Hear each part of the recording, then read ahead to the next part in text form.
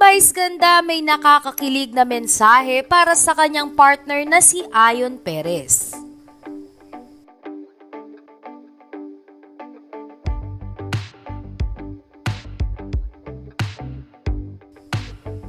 Labis-labis ang kaligayahan at pagpapasalamat ni Uncoverable star Vice ganda sa buong may kapal.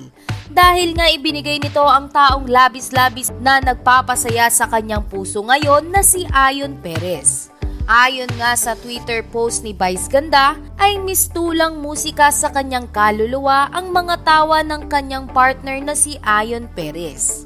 Dagdag pa nito na masaya siya sa tuwing nasisilayang ngumingiti o nakikita niyang masaya si Ayon Perez. Ayon sa tweet ni Vice ganda, "Seeing Ayon smile and laugh makes my heart so happy.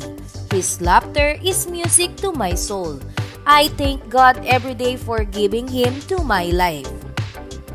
Hindi nga ito ang unang pagkakataon na nagbahagi si Vice ganda kung gaano siya kasaya kasama si Ayon Perez.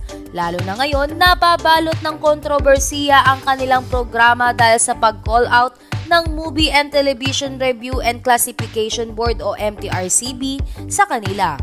Kaugnay ng reklamong indecent acts daw ng dalawa sa Isip Bata segment.